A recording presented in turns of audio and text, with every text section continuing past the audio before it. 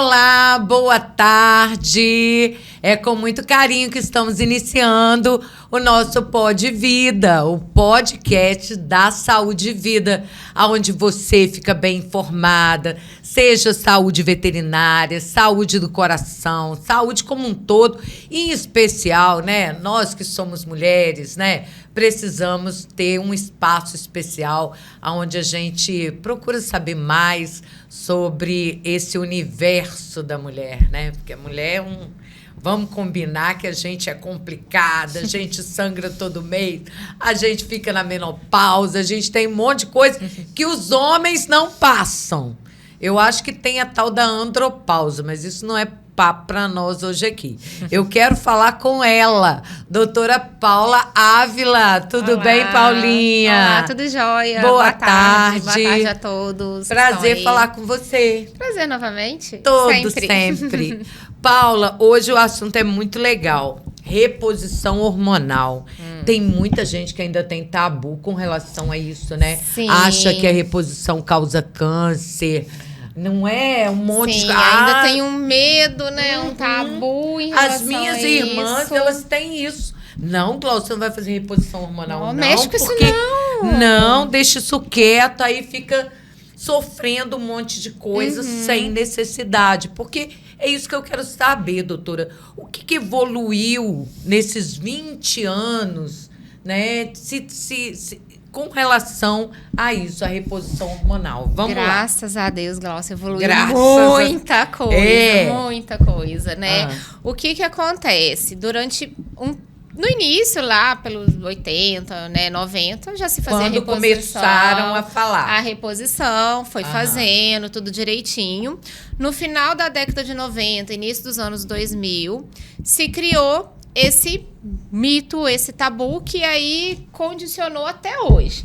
Porque o que aconteceu? Foi divulgado um estudo, que a gente chama ele WIH, que pegou e saiu só noticiando. A reposição hormonal causa câncer de mama. Sim. Saiu nas capas de jornais, no Eu Jornal lembro. Nacional, em todas as mídias, é fantástico, tudo. E aí, tanto as mulheres quanto a classe médica, de repente, criou esse medo e todo mundo parou de fazer reposição hormonal. Só que o que acontece? Esse estudo, ele teve vários que a gente chama viés. Viés é o que em relação ao estudo? É quando um estudo tem algumas coisas que não são bem feitas. Tá. Né? É o que a gente chama de viés em relação ao estudo.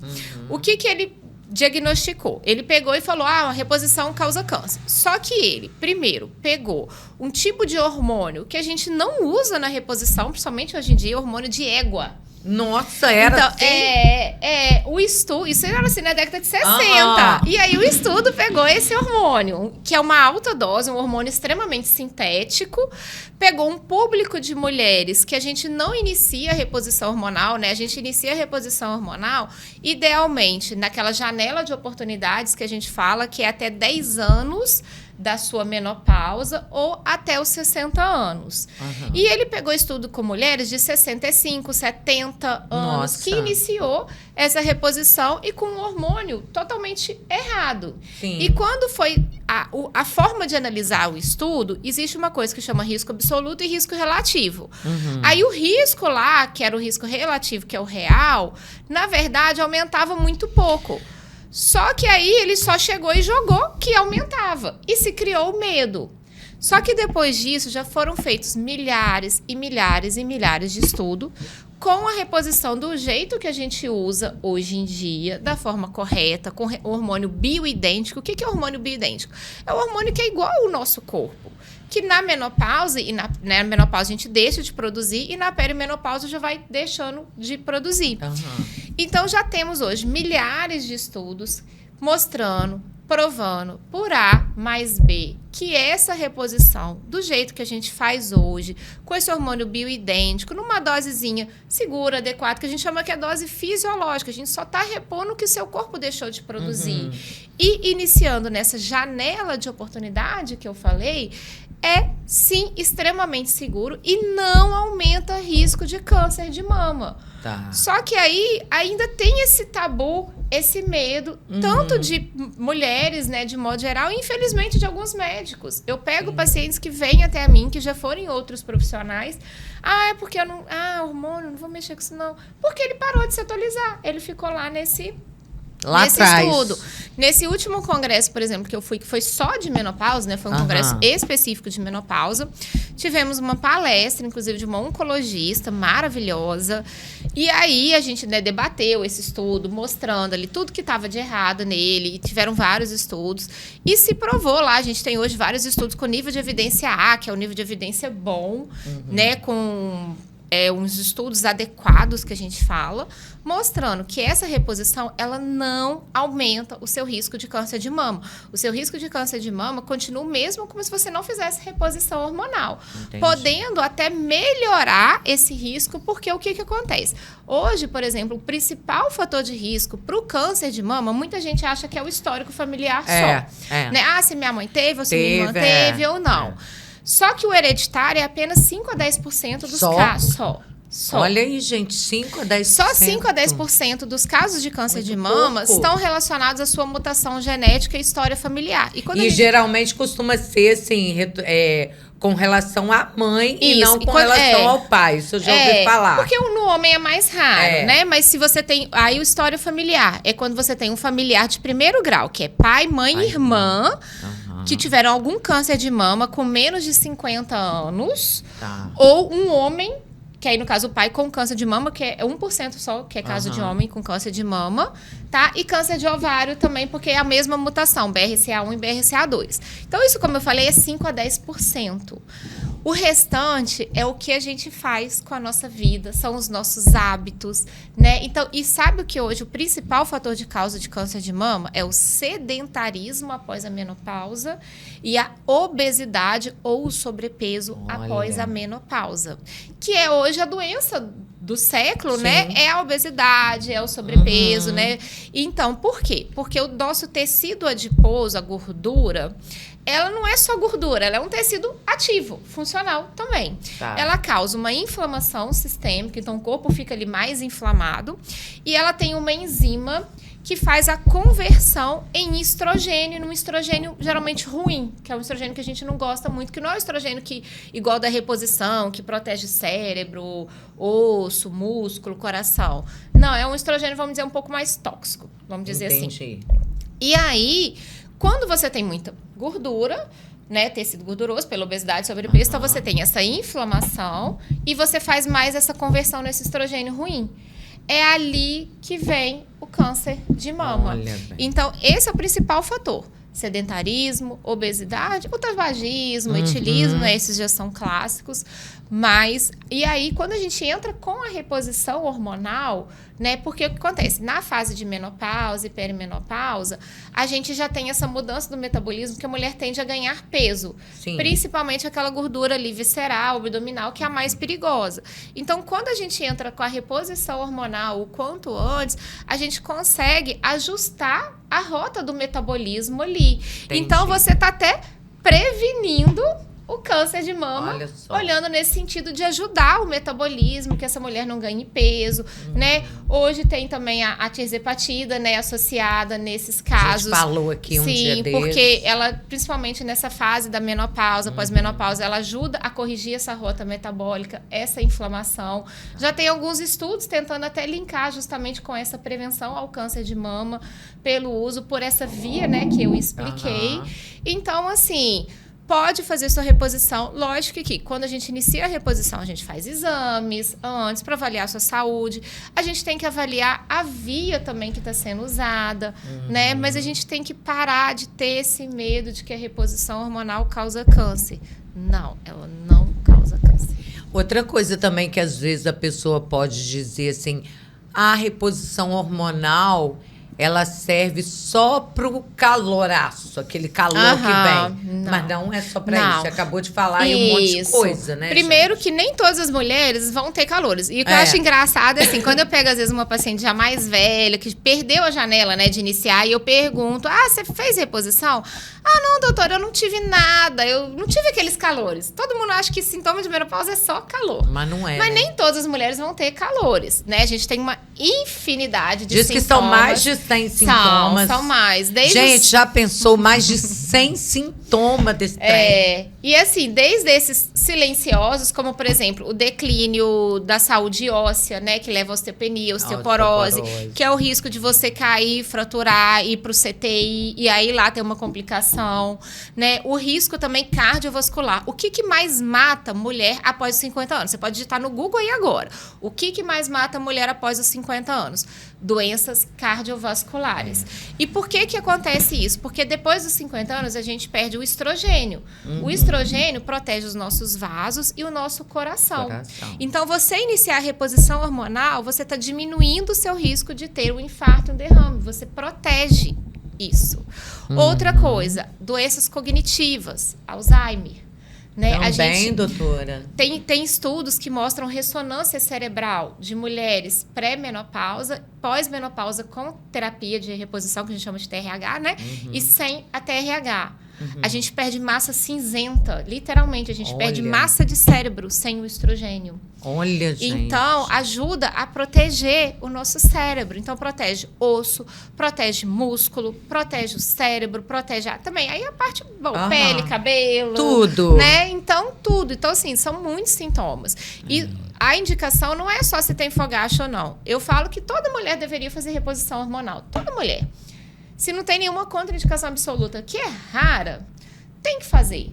Por quê? Porque se a gente perde essa janela de oportunidade, agora ela não está tão sintomática, mas daqui a pouco, às vezes ela vai começar a ter sintomas. Sim. Às vezes esse silencioso, uma osteoporose, aquela síndrome urogenital da menopausa, que causa ressecamento, dor na relação, perda de urina, infecção de urina de repetição. E aí depois, às vezes, a gente não pode iniciar essa reposição porque ela perdeu a janela. O certo, quando você fala dessa janela para começar a fazer reposição, seria o quê? No período do climatério? Já. Não precisa esperar a menstruação, a menstruação acabar, que é a menopausa. Porque tem mulheres que já começam a ficar sintomáticas muito antes, porque a perimenopausa e o climatério, né, pode acontecer até 10 anos, por exemplo, antes da menopausa, de fato. E nessa fase ali, você já está tendo declínio, oscilação hormonal, e tem pacientes que são extremamente sintomáticas já nessa fase. Então, já está tendo início, já está tendo sintoma, quer dizer que seu corpo já não está aguentando essa queda e essa oscilação hormonal. Então, quanto antes a gente começar a reposição, antes desses hormônios declinarem mesmo, voltar a estabilizar eles, a gente consegue ter um resultado muito melhor e você consegue ter a qualidade de vida de volta, né? Porque, como eu falei, fica muito sintomático. Tem mulheres que, sim, muda muito, né? E a duração, doutora? Geralmente, uma vez que eu inicio a reposição hormonal, eu vou ter que tomar esse hormônio para a vida inteira? Como é que é? Isso não é uma certeza, assim, no sentido, é individualizado. Hoje, a gente já sabe que quanto mais tempo a gente manter a reposição hormonal, né, por todos esses benefícios que eu falei, melhora a qualidade de vida e a sobrevida dessa paciente. Ela vai viver mais e vai viver bem. Por isso que toda mulher que faz reposição, ela tem que ter um acompanhamento regular ginecológico, porque a gente vai mantendo enquanto ela tem condições para fazer a reposição. Ela não tem nada que contraindica essa reposição. A gente sempre vai ajustando dose, né, que a gente sempre fala. A reposição a gente faz na menor dose que a paciente se senta bem. Então, a gente vai mantendo enquanto ela tem condições de saúde para continuar fazendo a sua reposição, porque ela vai ter mais qualidade de vida, vai viver mais e melhor. E hoje, assim, quem você contraindicaria a reposição hormonal? Para quem você falava, não é para você a reposição? Não sou eu, né? São ouvinte. Não, mas assim, né? Tudo isso. Paciente. Como eu falei, a contraindicação absoluta é extremamente rara. A principal é uma mulher que teve câncer de mama. Tá. Não, história familiar, não. Ah, minha avó teve câncer de mama. A minha mãe teve câncer de mama. Se é identificado que é uma história familiar mesmo, positiva, tem mutação, isso aí é discutido individualmente. Aí a gente fala que é uma contraindicação relativa. Você pode fazer o teste genético, a gente faz uma investigação de uma forma mais completa, mantém o rastreamento num período de curto tempo menor, né? Isso tem algumas avaliações individualizadas. Mas contraindicação absoluta. A clássica, hoje em dia, é câncer de mama prévio, Mas eu acredito que em breve, quem sabe, né, futuramente, a gente aqui no podcast já vai falar que não vai ser totalmente, porque já tem estudos tentando avaliar a segurança, porque hoje a gente está tendo câncer de mama em mulheres muito novas. Sim. E elas, né, estão tendo essa sobrevida. E aí é isso, assim, ela sobrevive ao câncer de mama, mas a qualidade de vida dela às vezes fica comprometido por essa menopausa sem poder fazer um tratamento. É até uma novidade agora recente, saiu há uns 15, 20 dias atrás, a Anvisa aprovou a primeira medicação não hormonal para tratamento dos fogachos. Oh, que legal. Até então, a gente não tinha nenhum tratamento, a gente tinha suplementos, alguns antidepressivos que atuavam de forma indireta ali, que melhoravam um pouco, mas não tinha nenhum remédio específico para os fogachos. E agora isso é novidade, foi aprovado recente, então vai ser um grande benefício, principalmente para esse perfil de mulheres. Só lembrando que essa medicação é só para o fogacho, não serve para todos os outros sintomas da menopausa. Então, assim, infelizmente ainda, né, como eu falei, é contraindicação absoluta. E também, assim, se ela tem uma doença no fígado importante, o que a gente fala, uma doença hepática ativa, uma doença renal também, assim, já estágio 3 ou 4, que tem que fazer hemodiálise, porque aí não consegue, né, processar. Então, assim, se ela tem uma trombose também, ou teve uma história de, por exemplo, de um infarto ou um derrame, né? Então, essas são as contraindicações e, como eu falei, são raras. Né? O restante... Todo mundo.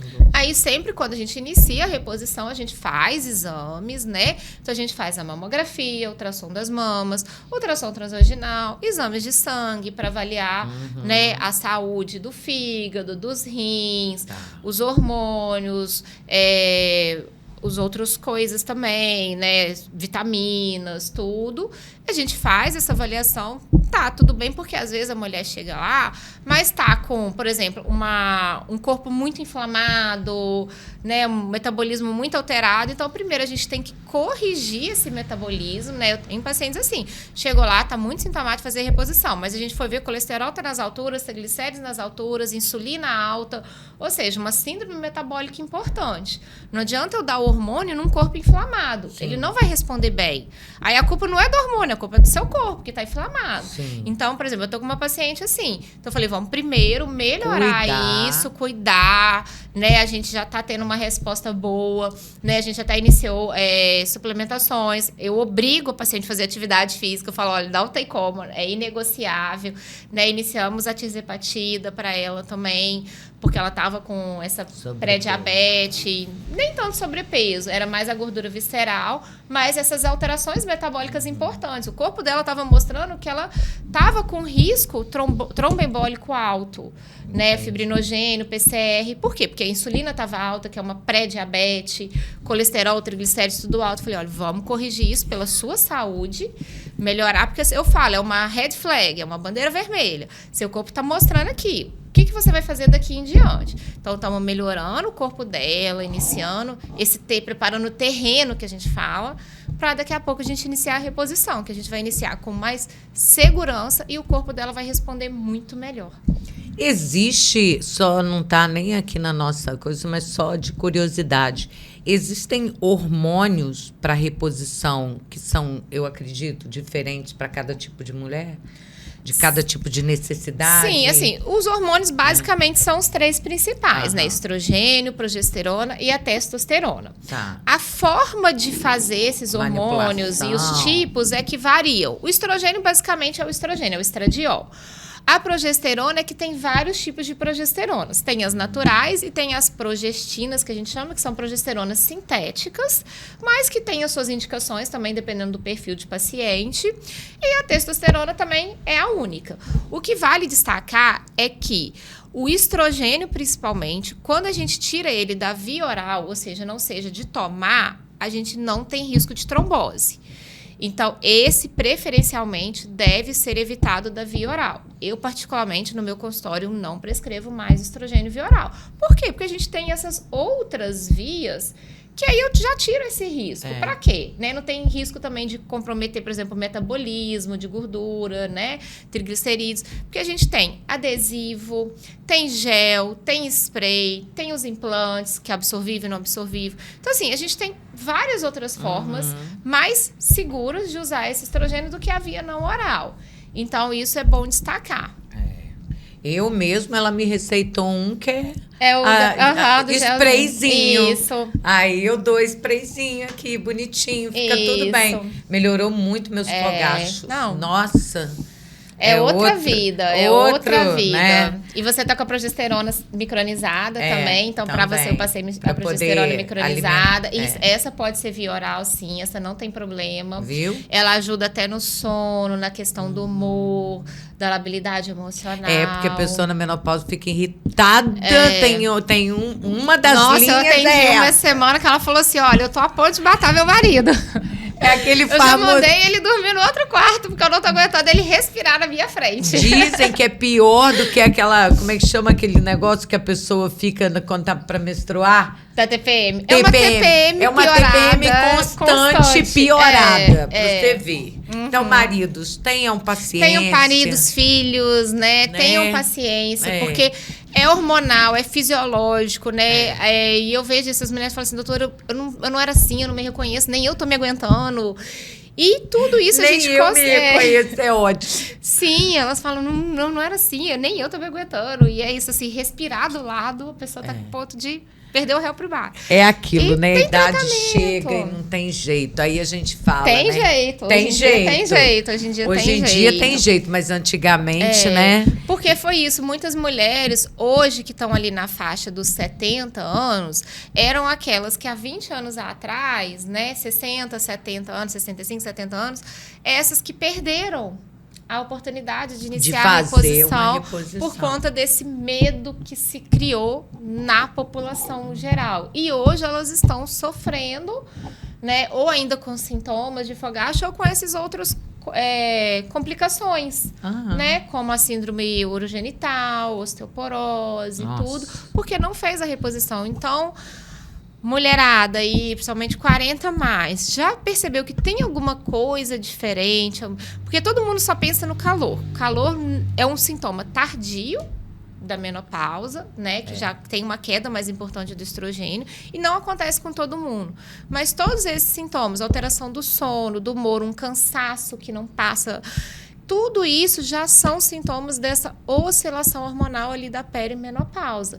Então, já procura o atendimento, porque a gente já pode iniciar a reposição nessa fase, você já vai voltar a ter qualidade de vida, não vai deixar que outros sintomas venham, porque você já está tratando.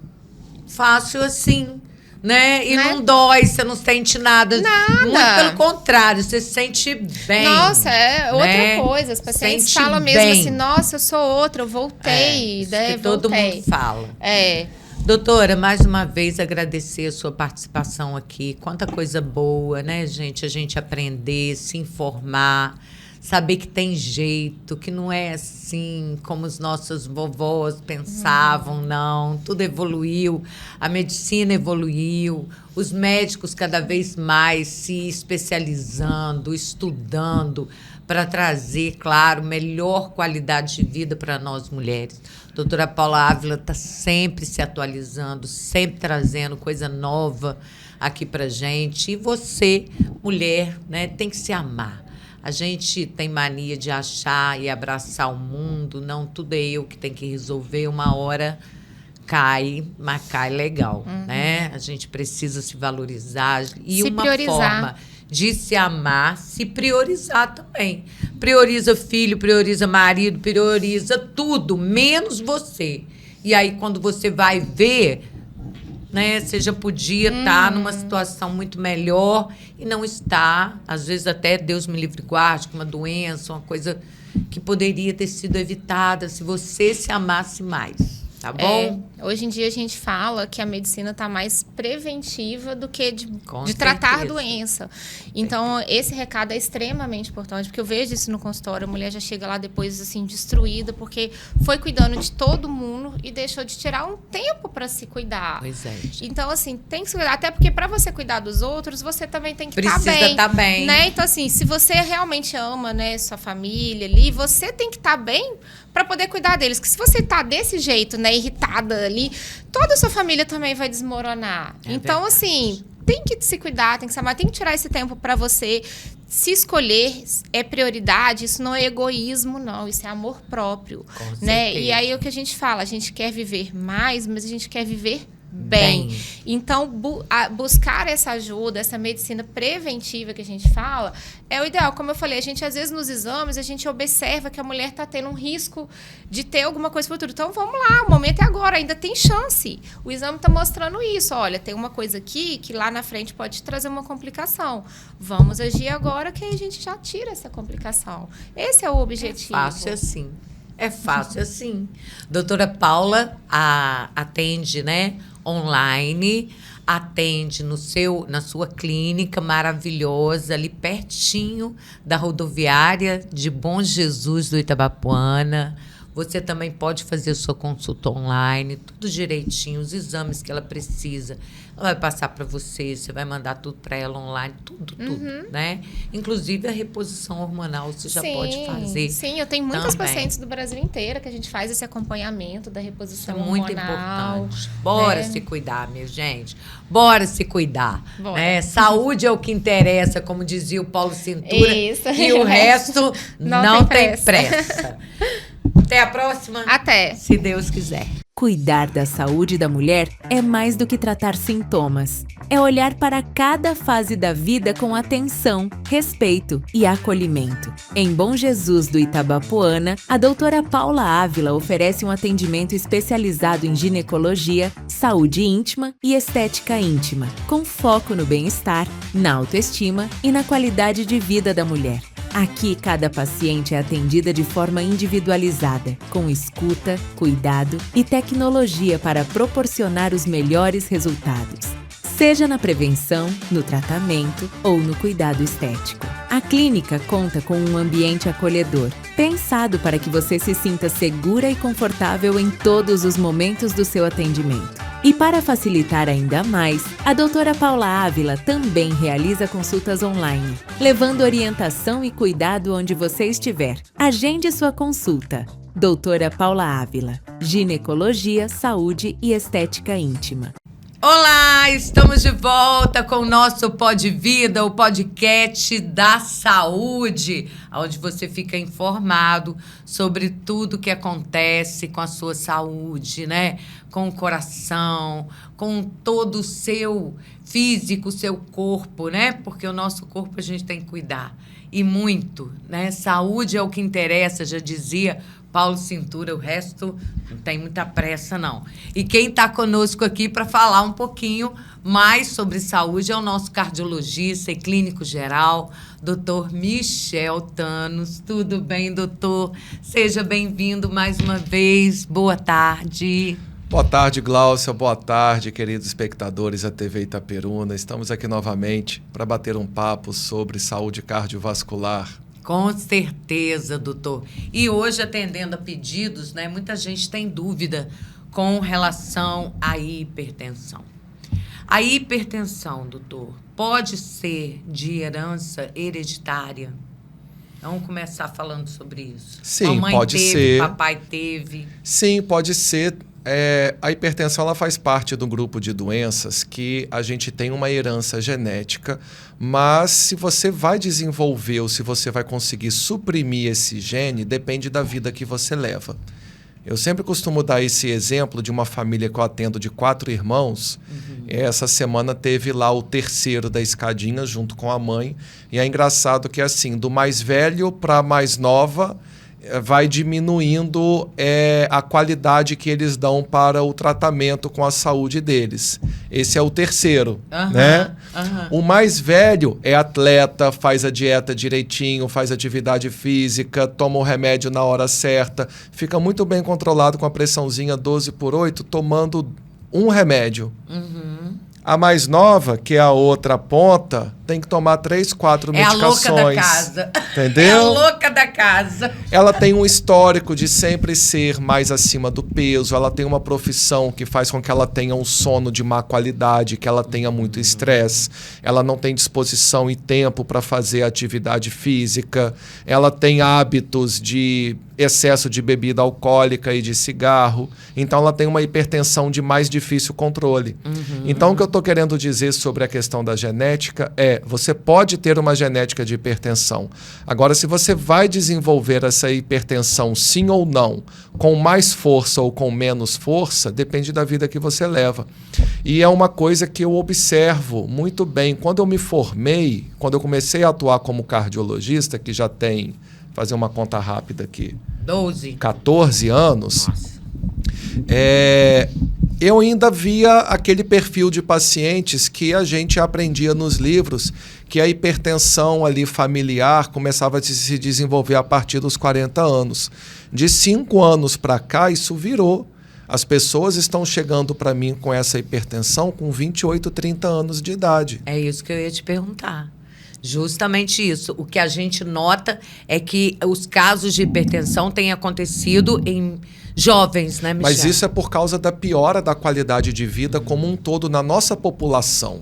A gente como população e como cultura, a gente está com uma má alimentação, muito estresse, muita sobrecarga, baixa qualidade de sono, pouca atividade física, alimentos com excesso de gordura e sal.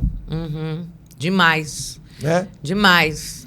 Doutor, no caso da pressão, nós sabemos que algumas pessoas dão sinais de que Esses realmente... são sortudos.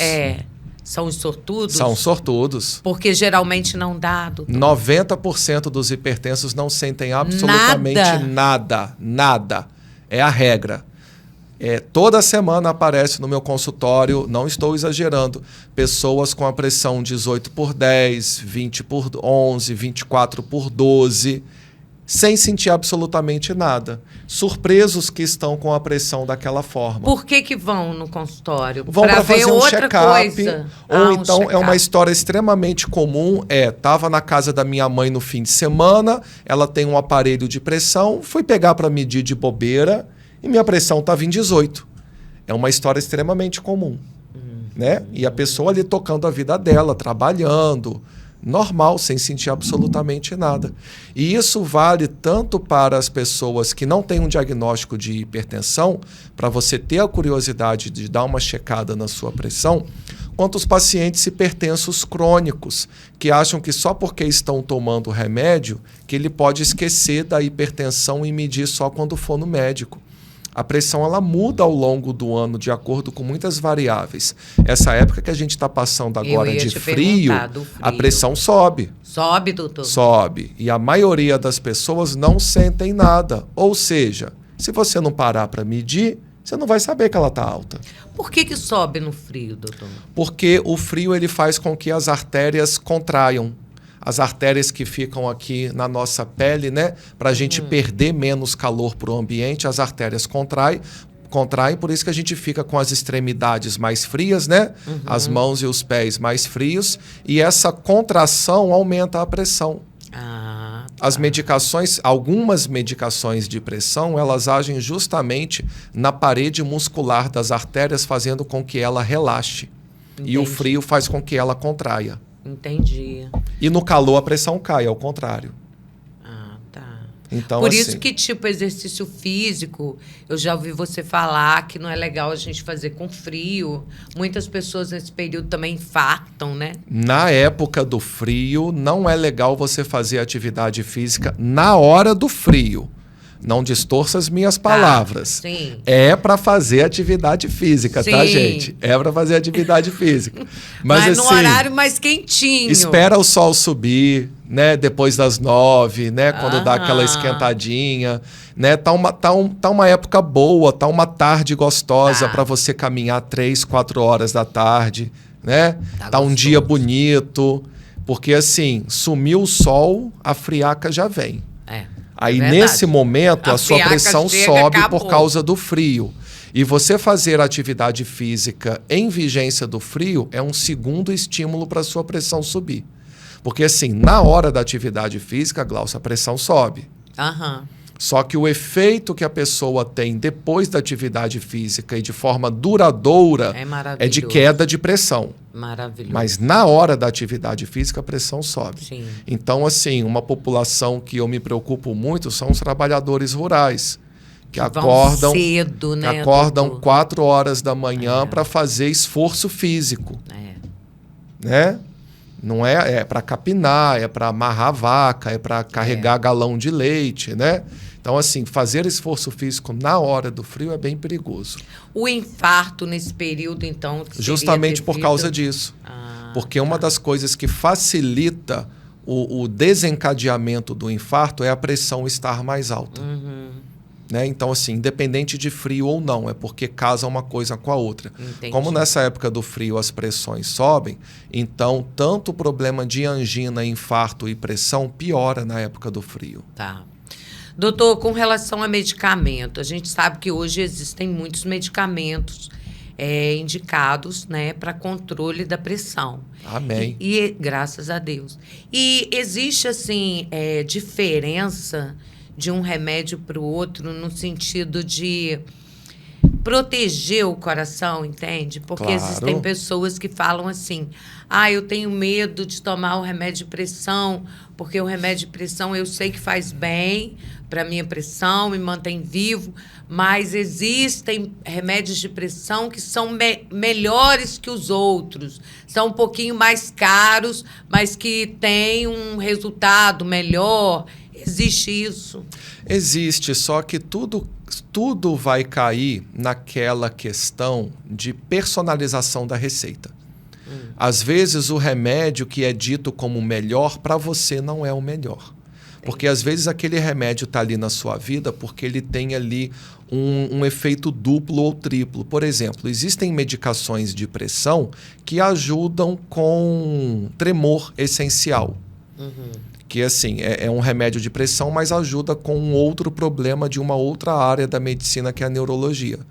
E assim, quem ajuda com tremor essencial é o propranolol, que é um dos beta-bloqueadores mais antigos que tem, barato, gratuito na farmácia popular. Se você for comprar, é 5, 10 reais uma caixa de propranolol. Então, assim, as pessoas têm uma tendência de, só porque o remédio é gratuito ou ele é barato, as pessoas acham que ele é ruim. Tende a jogar o velho para escanteio, entendeu? Esse remédio existe há 50 anos, tem coisa melhor.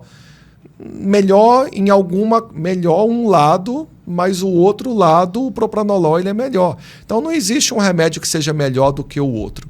Existe o remédio que se encaixa melhor nas suas necessidades. Entendi. Então o propranolol, por exemplo, o propranolol ele tem as suas indicações, ele se encaixa muito bem em determinado perfil de paciente que, além da hipertensão, também tenha outros problemas de saúde, e o seu primo aí mais moderno, que é o nebivolol, ele é muito bom para outras coisas, mas ele não faz o que o propranolol faz. Entendido. Ou seja, a gente tem que personalizar a receita. Não existe você querer tomar o mesmo remédio do seu vizinho. Seu vizinho tem outros problemas de saúde.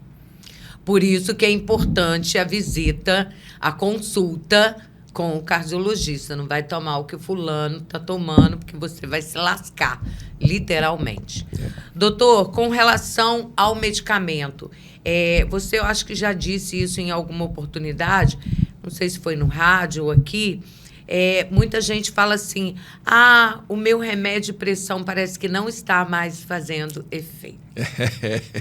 Não que a pressão dele tenha aumentado, sabe?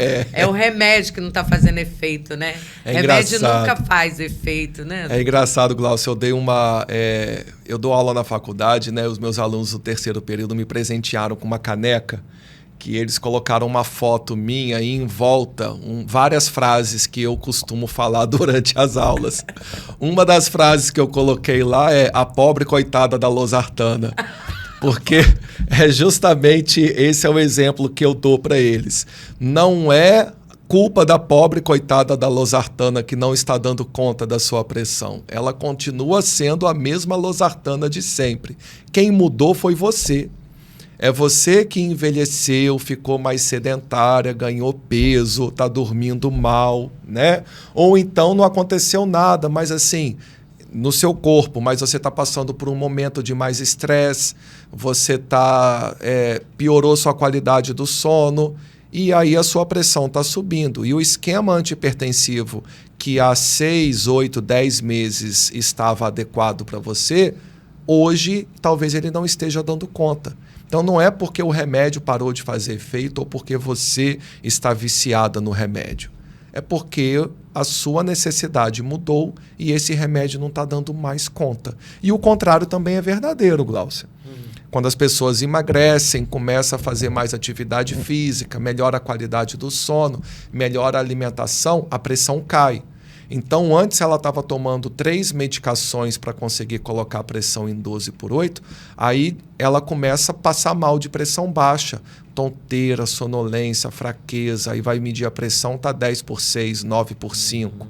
Então, o remédio que há 6 meses atrás estava no ponto, agora ele está forte demais. É o que aconteceu comigo, que você teve que reduzir, tirar um medicamento. E é o que acontece com todos os consegue. pacientes hipertensos. Só quem realmente fica com a mesma medicação a vida toda é aquela pessoa que tem a vida ali mais estável, que nada muda, é sempre o mesmo peso, é sempre a mesma rotina, né?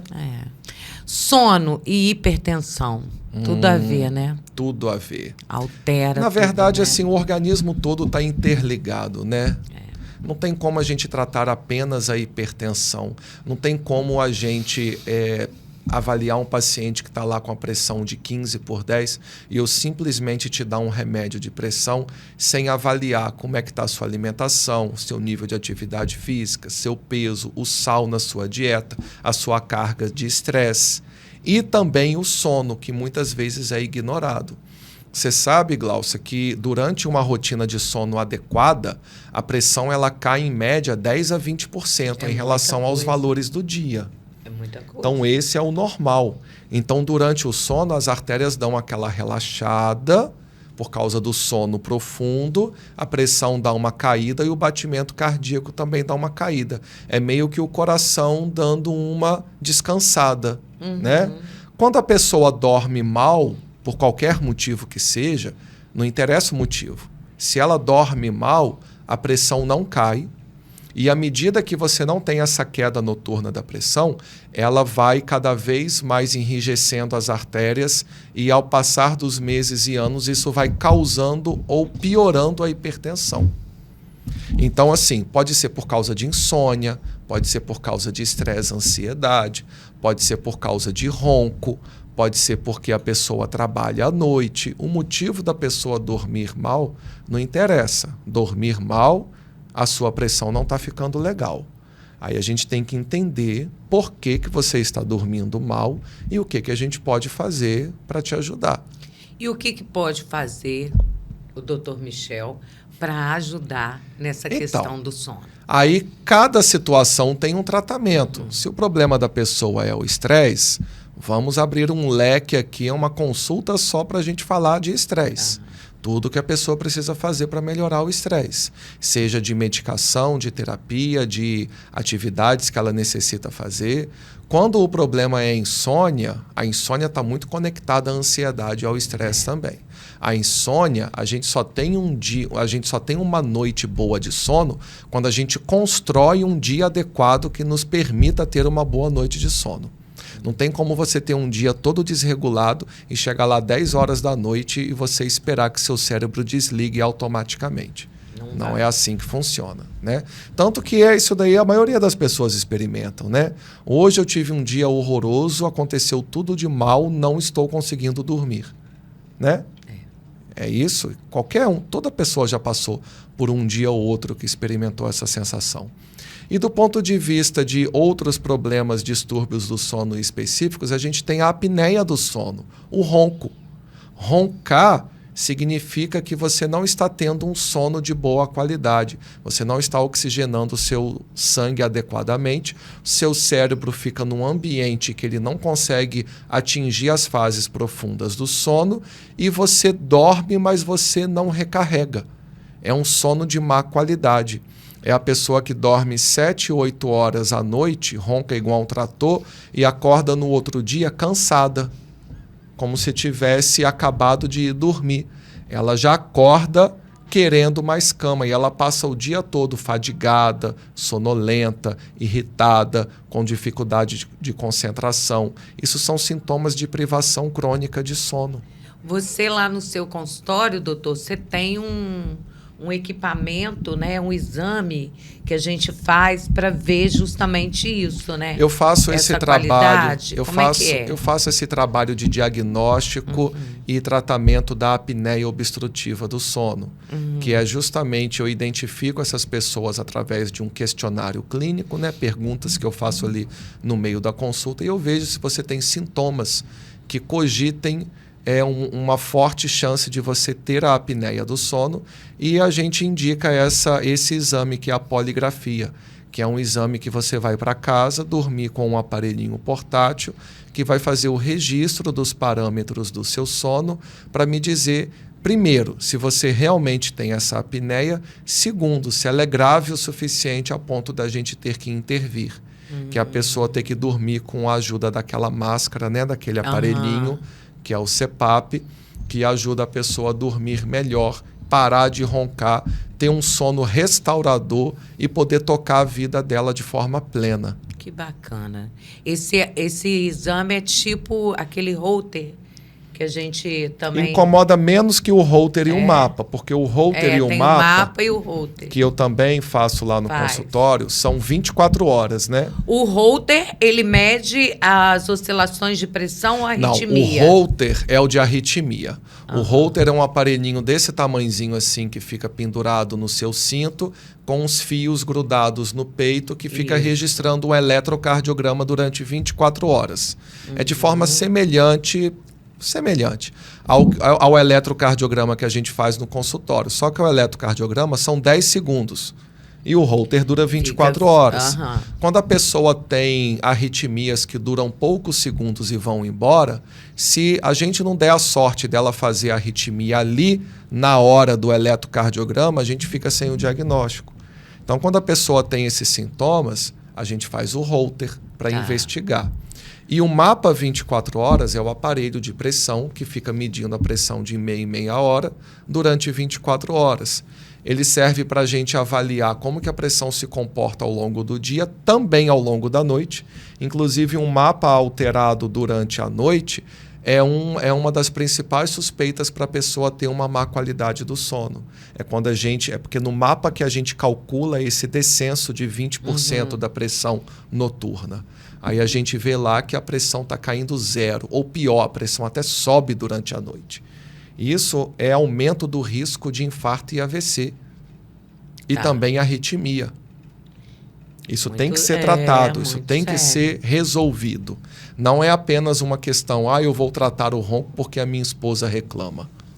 Muito sério. Isso, a gente está falando de saúde. E saúde é algo muito sério. Doutor, agradecer mais uma vez a sua participação. Nossa, tanta coisa bacana que a gente aprendeu aqui hoje, né? E na próxima semana, mais uma vez, eu conto contigo para estar trazendo tantas informações importantes sobre a nossa saúde. Lembrando que o Dr. Michel atende no seu consultório, que fica ali no edifício Infinity, na Rua 10 de Maio.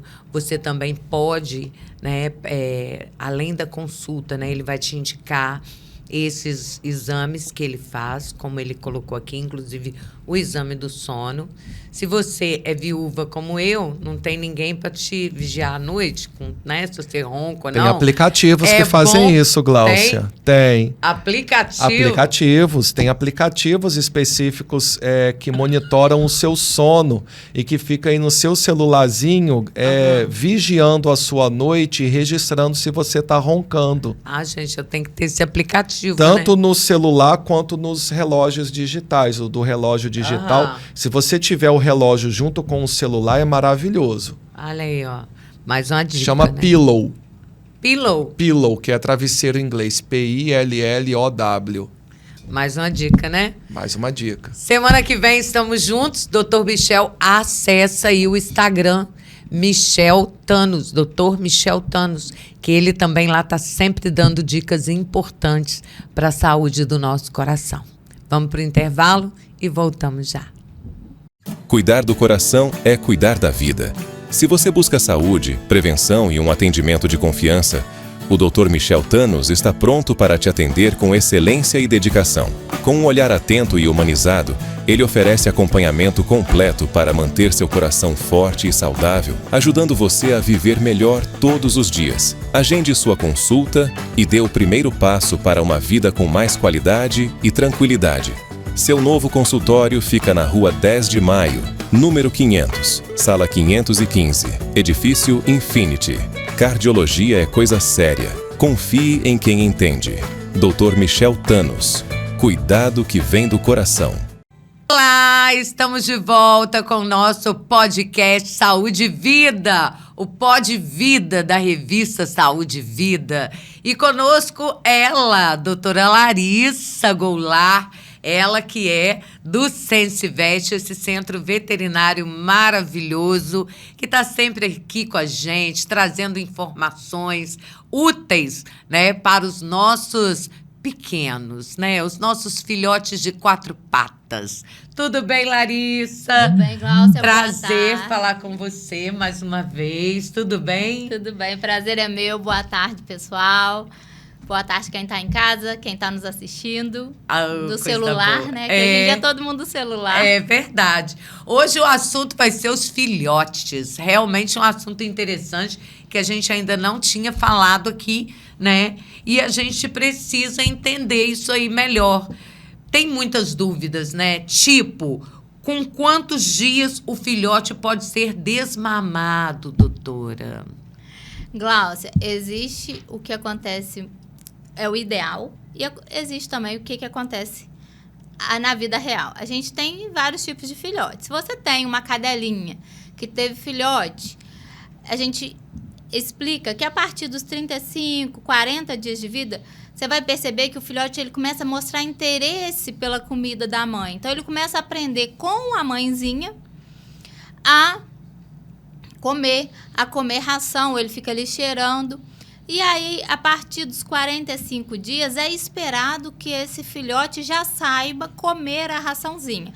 Seja ela seca ou seja ela molhada só na água. Se for uma ração super premium, não precisa suplementar com leite, nada disso. Pode fazer bem mal para o filhote.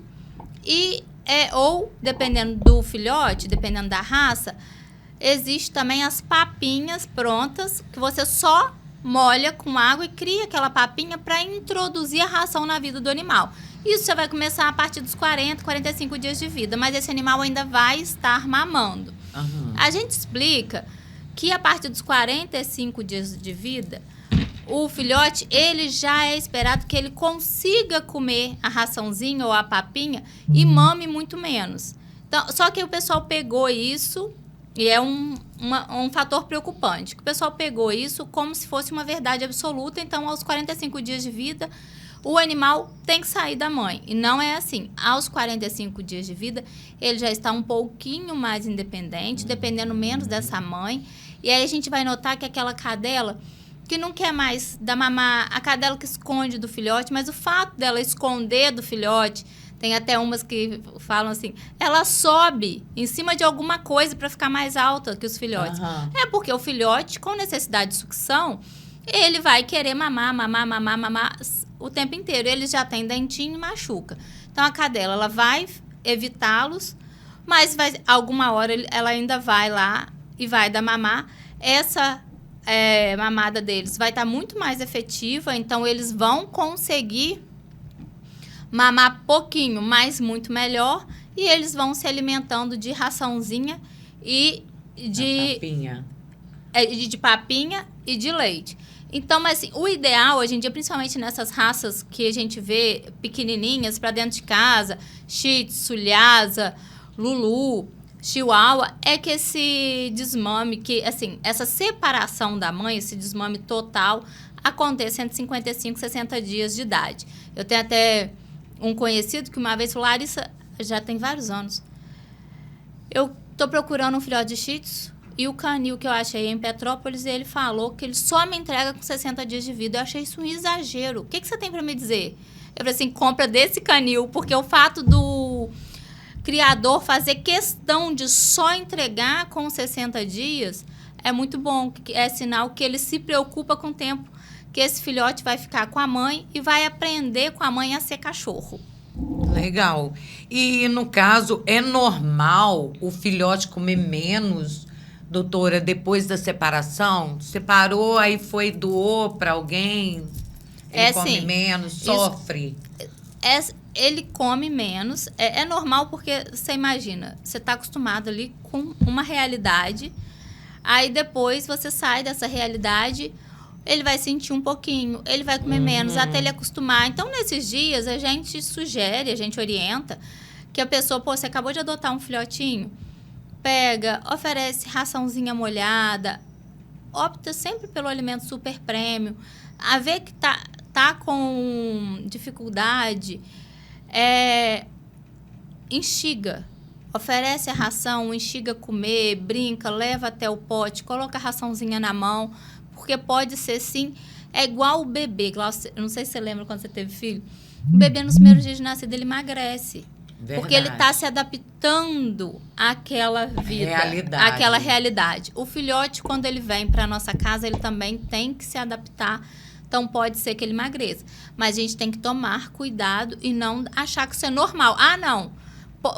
A gente fala que pode ser que aconteça? Pode ser que aconteça. Mas não quer dizer que você pode... Ah, não, deixa para lá que uma hora ele vai comer quando tiver fome. Não, tem que acompanhar com cuidado. Tem que estar oferecendo.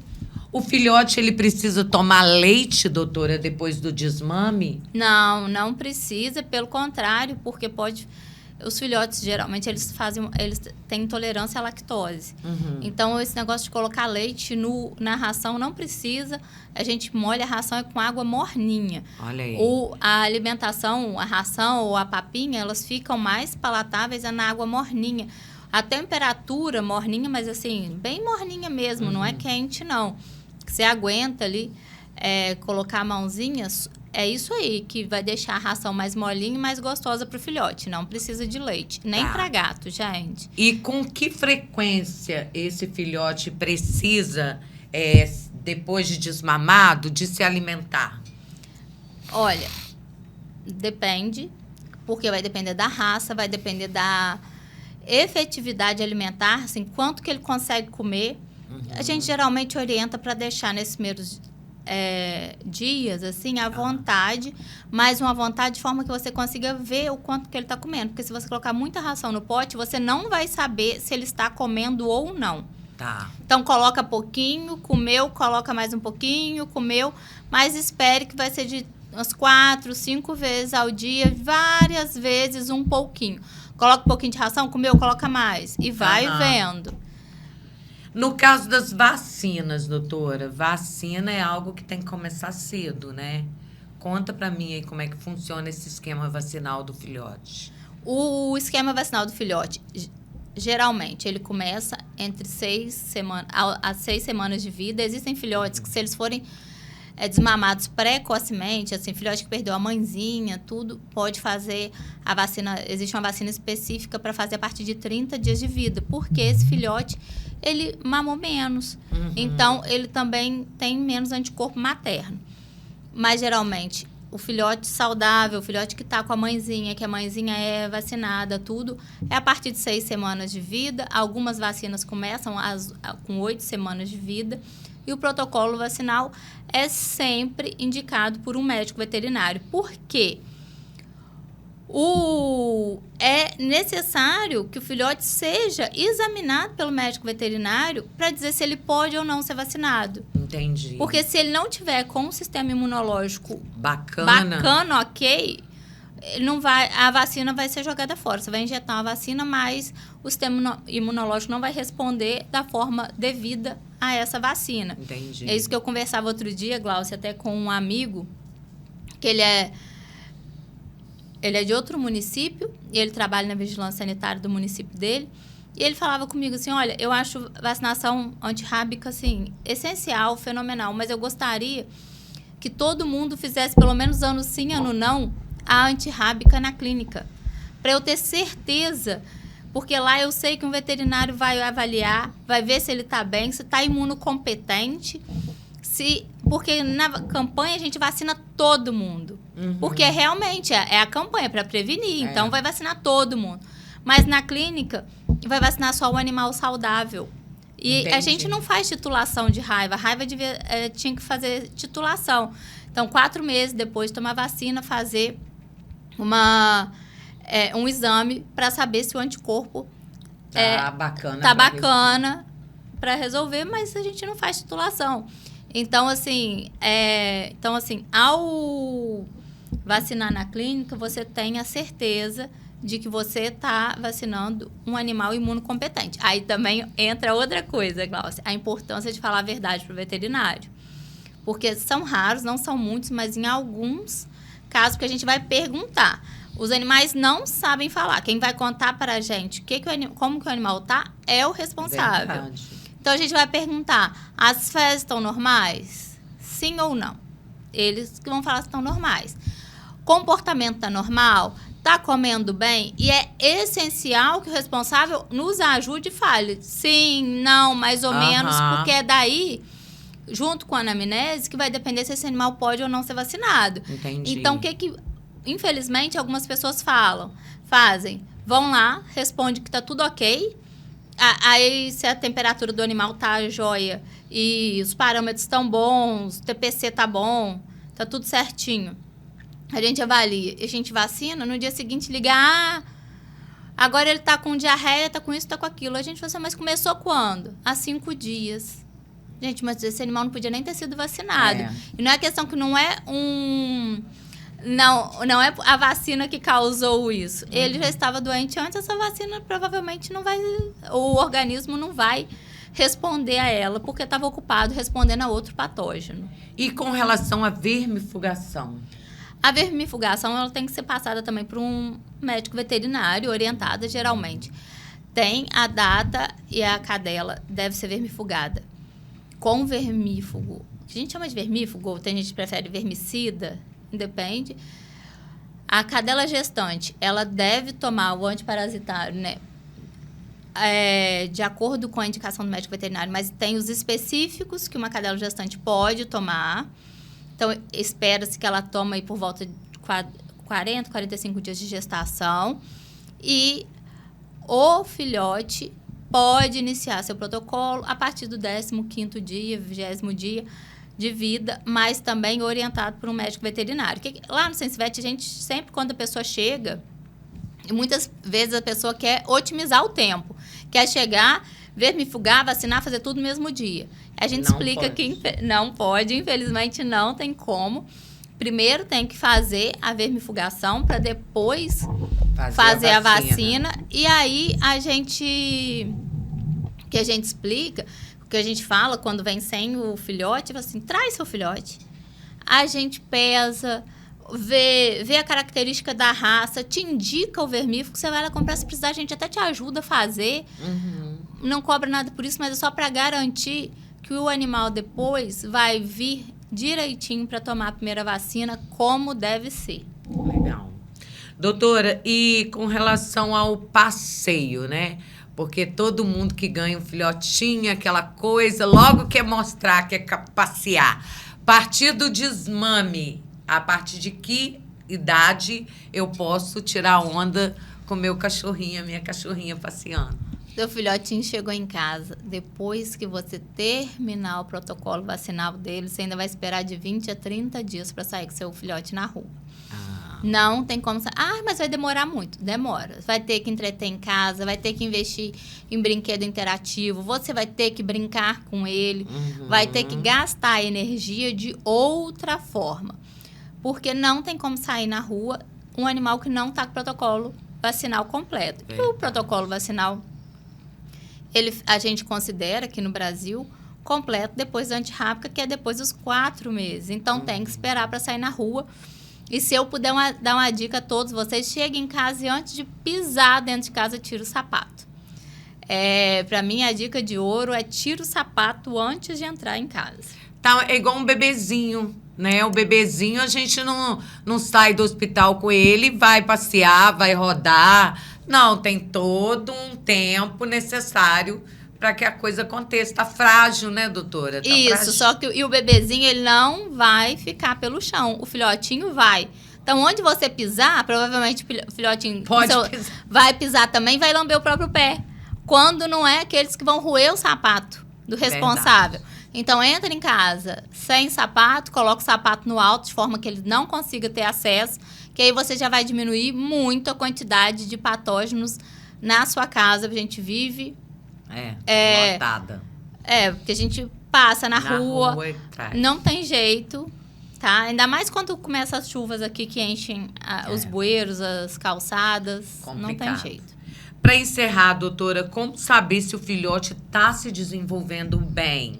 Ele dá alguns sinais de que está dodói, que precisa, né, correr para o veterinário, porque pequenininho, né, aquela coisa... Todo mundo gosta do filhote pequeno, a não ser o dono de cachorro grande. O dono de cachorro grande, ele gosta de cachorro grande. E o de pequeno, que é o cachorro pequeno.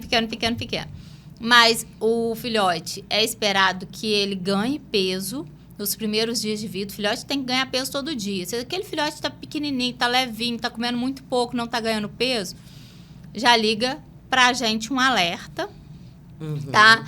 Se o filhote apresenta diarreia, vômito... ou se ele fica prostrado, muito quieto, liga o alerta. O filhote com...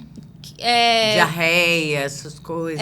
O filhote com muito carrapato, o Glaucia, para mim, um dos momentos mais chocantes que eu já tive. Isso deve ter uns 2 anos. O cara comprou uma filhotinha para a filha dele. Era uma filhote de Yorkshire, pequenininha. Ela tinha 700 gramas. Ela tinha tanto carrapato, que ela chegou na clínica quase em coma. Ela não levantava a cabeça. Tadinha. Porque o sangue que ela tinha, o carrapato tinha sugado todo. Era tanto carrapato que ela não conseguia. Só que as pessoas às vezes acham, tipo assim, por carrapato é normal o cachorro ter. Gente, não é normal. É igual piolho na nossa cabeça. A gente pode pegar o piolho, mas não é normal viver com piolho, ter. E a pulga carrapato também. O cão e o gato, eles podem pegar, eles podem contrair, mas não é normal. E ainda mais quando é muito. Aí ele chegou e falou assim, olha, essa cachorrinha tava bem até ontem, de repente, olha como que ela ficou. Eu falei, moço, ela não tem mais sangue. Você olhava a mucosa dela, tava branca. Nossa, quase morri de pena. E esse é um momento, gente, que a gente não pode colocar esse animal nem no soro, tá? Porque ele tem tão pouca hemoglobina, tão pouca hemácia, que se eu colocar soro nele, eu vou diluir o pouco que ele tem de sangue. Tadinha. E eu termino de matar. E aí era um dia que a doutora Marcela ainda não tinha chegado. Eu estava sozinha de veterinária na clínica, eu liguei para ela e tem todo... que eu vou resumir o que aconteceu aqui para vocês não acharem que é fácil assim fazer uma transfusão de sangue. Mas eu falei com... Primeiro, esse moço, ele estava de serviço. Eu falei assim, deixa ela aqui e eu vou tentar fazer o que eu puder por você. Me dá autorização. Aí ele me assinou o papel, me deu autorização. Eu liguei para a doutora Marcela e falei assim, traz um cachorro com você. Para quem não sabe, a doutora Marcela tinha 16 cães. Agora ela tem 12. Eu falei assim, você tá vindo para a clínica? Tô. Eu falei, traz um cachorro. Ela era uma filhotinha, ela precisava de uma quantidade pequena de sangue, então eu não precisava me preocupar tanto com o tamanho do cachorro. Só falei assim, vem e traz um cachorro saudável, né? E aí, ela veio, chegou com o cachorro debaixo do braço, a mãe dela estacionou, nem saiu do carro, porque ela tinha que levar o cachorro de volta. Nós fizemos lá dentro do nosso laboratório todos os trâmites necessários, mínimos, para fazer uma transfusão de sangue, que a gente faz hemograma, teste de compatibilidade, mas ali a gente consegue fazer bem rápido. Coletou o sangue desse cão para passar na filhotinha e, ao mesmo tempo que a gente fazia o ectoparasita. Não podia nem, Glaucia, dar um comprimido para pulga carrapato, porque ela não tinha como deglutite. A gente passou no dorso e quando ele voltou por volta de 3 horas da tarde, ela estava comendo patê. Ela estava em pé comendo patê. Graças a Deus. E graças a Deus e ao Bono, que foi o cãozinho da doutora Marcele, que ele, inclusive, nos deixou mês passado. E aí eu tava lembrando com ela, assim, Bono já salvou vidas aqui. Já salvou, com certeza.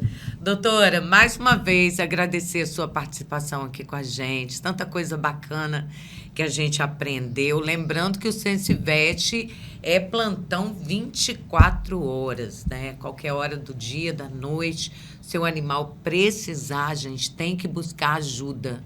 o mais rápido possível, porque animal é igual criança, principalmente pequenininho. De uma hora para outra. Vou te falar, eu procuro ajuda. A doutora Marcele procura ajuda. Eu tô com o animal internado nesse exato momento. Então, para vocês saberem, santo de casa não faz milagre. Dentro da minha casa, eu não consigo dar o cuidado que ele precisa. Um centro veterinário consegue. Então, eu estou com o animal internado nesse exato momento lá. Tá aí, gente. Vai passar o telefone do Sensivete, né? Em frente a Procamp, na Coronel Pimenta, qualquer hora. É só tocar a campainha que o socorro chega. Que Deus te abençoe e até semana que vem. Até semana que vem. Se Deus quiser. Em Itaperuna, Sensivete, o Centro Veterinário de Emergência da Procamp e da Propet. Várias especialidades. Lá você vai encontrar profissionais 24 horas para cuidar do seu animal. Vacinação, consultas, exames, cirurgias. Venha conhecer o lugar perfeito para cuidar do seu pet. Sensivete Centro Veterinário. Fica na Rua Coronel Pimenta, centro de Itaperuna. Telefone 3823-1075. Agende a consulta do seu pet ainda hoje.